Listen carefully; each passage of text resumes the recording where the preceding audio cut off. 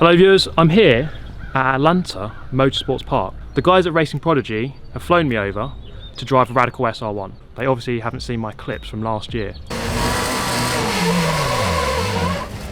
So I have not been here before, I don't know the track, so let's go and do a track walk. And by a track walk I mean be incredibly lazy and climb into a car and drive around it. But this was a very good way to learn the circuit, get accustomed to which way the corners go and get a bit of tuition from the local drivers. And of course to take a look at the ridiculous elevation changes around some of the corners on this track. It also gave me a chance to actually hit an apex. Alright, time for the session. We're with a fair few other cars, so go out, learn the track, have fun, try not to bin it.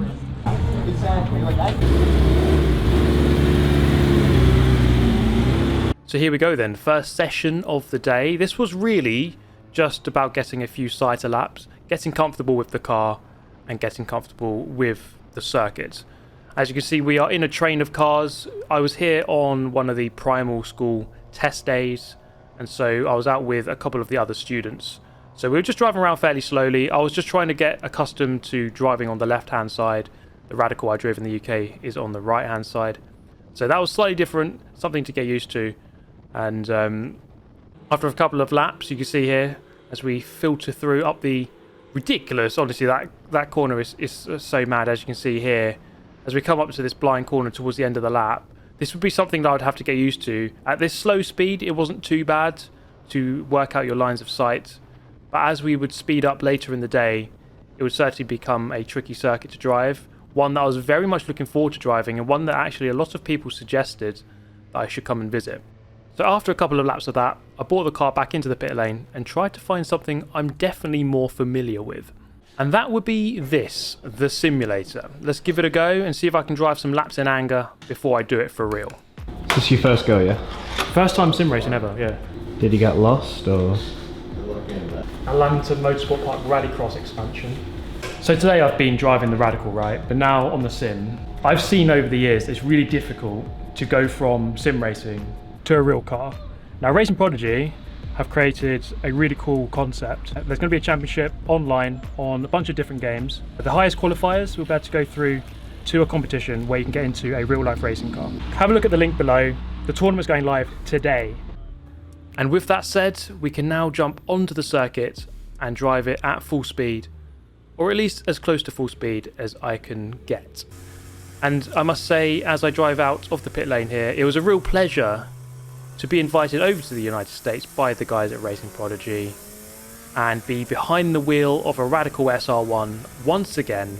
Here we go then for our main session where we can really push the car and see what it can do around this very cool circuit, I must say. Lots of people did suggest this one when I raced at Donington last year, that I should check out this circuit, and after doing the sighter laps earlier in the day, I knew it would be good. So you can see a bit of a oversteer moment. Of course, the car not fully up to temperature at this point. We need a couple of laps for that. And then as we head over this crest, the kart track on the right hand side there, you have these fast couple of corners, this fast left here, then head down a slight hill, then into this very big uphill section as we have this very blind corner to the right. And these kinds of corners would be a real test for me. At Donington you have much longer lines of sight, it's a lot easier to see through the corners, and so this circuit posed very much a different challenge. You then come onto this very long, I say straight, it's not particularly straight, but it is easily flat out, heading over 100 miles an hour now. This is a slightly restricted or slightly detuned Radical SR1, but still feeling very quick as we head down over the start line, braking well in advance of the 3 board there into the first corner, playing it nice and safe here on this first lap. We don't want to do anything too stupid too soon, but I must say I felt immediately very comfortable in this car, the Radical SR1 as ever. It feels like such a good car to drive. It really does give you confidence. You can push it. It does like to be driven on the edge. It does like to slide about a bit, and it does have a bit of downforce. So these long corners that we have here at Atlanta Motorsport Park, it seems to chew them up and do them very, very effortlessly. Another bit of oversteer there, running wide on the exit of the hairpin. Let's see if we can take this fast left-hander a little bit quicker. And that's what it's all about, really, just trying to improve, just try to carry a bit more speed through the corners, brake a little bit later, and release the brake a bit earlier on as many of these corners as possible. Now, for those of you Whistling Diesel fans, you might recognise this section of the circuit. It did feature in one of his videos. I think it was the G-Wagon durability test. There's no such durability test here for the Radical. I'm hoping not to crash as we head round this long looping left once again. Let's see what this lap time is going to be. It was a 2-minute out lap. Not very quick at all, but we should go sub 90 seconds and get a 120 something. Let's take a look as we cross the line here. Going to be a 129.2. And that's the time that I was seeing on the dash, and therefore I knew what the barometer was. I knew what the time was to beat. There were some other cars out here on the track, and so we put in some nice tasty overtakes, going from quite deep on this guy, getting the move done here into the hairpin of turn number 1, which was quite fun. Not racing, of course, but always nice to go past some other cars. And this guy, you see, they employ like a wave through system. I think if you want to be overtaken, just wave them past, and that's exactly what he did there. Then you see they're carrying a lot more speed for that left-hander on lap 5 now that we're on, compared to earlier, with a faster lap now of a 127.3. So I was just chipping away a couple of tenths each time, just learning where I could carry a bit more speed, release the brake a bit later, get on the power a bit earlier. But I think in this Radical it really is about carrying the speed mid-corner. You'd be amazed how fast this thing can go. As we, on lap 9, get a 126.7, so first time into the 26s. So slowly, again, chipping away that time. Now you might notice the throttle trace is stuck at 64% when it should be 100, but that's just something that was a little bit wrong with the sensor in the car. But through this long left, definitely feeling that a bit on the neck, I must be said. Then a big braking zone here down towards this hairpin. Quite tricky to get this one right, but you have the lines of sight with the clubhouse in the back of shot there, and so that's how you judge that corner. Let's take a look then at my fastest lap of the entire session. Heading across the line here, about 110 miles an hour, aligning yourself to the right hand side, braking on the 3 board. Could have braken later, but just trying to move that braking point slightly further back each time I head round this circuit. Moving over to the right hand side to give yourself a wider entry into this left-right complex. Up the hill, the car brakes very easily as you're heading into the hill, and then you can get on the power really early. Trust the car that it will grip, and it does. It rewards you for the confidence. As we move back over to the left for this hairpin, really easy to commit early. And this is the thing the guys were telling me, don't turn in early for this one. It's really tempting to do it, but you've got to just hold off and go for that late apex. Down the hill then, this is the fast left-hander. I love this corner. This kind of corner is really well suited to the Radical. It loves it. Down the hill, using the curb on the exit, trying to brake nice and late for this one. Again, heading into the hill, you can brake so late. And then here it's really about getting on the power as early as you dare without coming off of it onto this long back straight. And so a very important corner is that one. And I'm sure if you are racing around here, that's the one you want to get right as you lead onto this flat out section into the big braking zone of turn 1. Let's see what this lap time is going to be. 26.7 to beat. As we cross the line, it's going to be a 26.3, so we shaved away 4 tenths on that lap. And so I was really happy with the progress, just getting slightly quicker each lap, and not making any really clinical errors, just making sure I do a good job, don't do anything too stupid, and don't write off the car.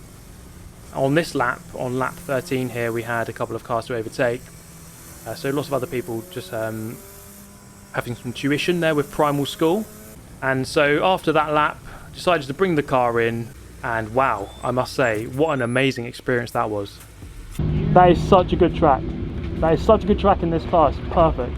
All right, that was so good. It's a very technical track, lots of elevation change, so it's quite tricky to to get everything right. I was quite consistent at the end. I was getting like 126s and 127, so consistency was good, but I think we can definitely go a little bit quicker. And in order to go a bit quicker, I spoke to racing prodigy advisor Nick McMillan. He went over my footage with me to work out where I could improve and where I could shave off a couple more tenths for the next session. I think it's the greatest driving of all time, to be honest. What do you reckon, guys? I don't see why he's not an F1 personally. Exactly. To commemorate this moment, I'm going to have a chicken biscuit from Chick-fil-A. It's true. Yeah, we're not actually here for cars, we're just doing a food review. Yeah. Steve and I are starting a food blog. Yeah, this is now a food review channel. Yeah. This is unbelievable. They actually changed the spelling of aluminium. Bloody Americans. It's aluminum. It's not though, is it? Alright guys, it rained for like the last 2 hours, so we had to wait for a while. But now, finally, go back out. And I went back out onto a much wetter circuit compared to before. And therefore, I probably would not improve my lap time compared to the previous session. But it's always good to jump back out onto the track and get as much track time, as much experience as possible. Now, the car was going to be much more loose in these conditions. But it's always good fun to try to handle the car. Let's try not to crash though, of course. Heading across the line, you can still reach, lots of speed here, 110 miles an hour crossing the line because of the very long back straight. But it was through the tighter, twistier and much more technical sections of this track, of which this track has a lot of, that this car would, as you can see here, have a fair amount of, well, loose moments, could we say. Barrier was beckoning, but I was trying my utmost to not slide off into the wall. Let's see what we can do down to this hairpin. You see some rivers of water heading across the track, so I had to be really careful with not outbraking myself or doing anything too stupid. There was a fair amount of puddles, and so this was quite a tricky session to really judge exactly how hard you can push, especially in these fast corners like this. And you've got to watch out for the curbs as well, as they do tend to house a fair amount of standing water. So this session, is really fun. I knew I was not going to go as quick, but that's not really the point of this one. It's really just about judging the grip, and I think if you can be quick in the wet, normally you can be quick in the dry if you can just really understand how the car feels. And that was an okay lap. You see the car wanting to break away, so just having to lift off slightly, but having to be careful with lifting off. In a car, it's so much more sensitive to lifting, especially through high speed corners. When the car is under load, you want to be minimizing that kind of that load on the car that you're going to input into it. And so after this lap here, 138, about 12 seconds slower compared to the session earlier. And as we heard through turn 1, nice big oversteer moment on the exit. I only did 5 laps this time. I didn't want to do anything too silly and smash the car up. But I must say, this was such an exhilarating day, and I was so thankful that I could get the experience to drive this car around this amazing circuit. There we go, guys. What a day. Just want to say a massive thank you to Racing Prodigy. Obviously, have a look in the description. The tournament is now open. Massive thank you to Primal, Racing Prodigy and Atlanta Motorsport Park. It's been a great day. Thank you for watching. Goodbye.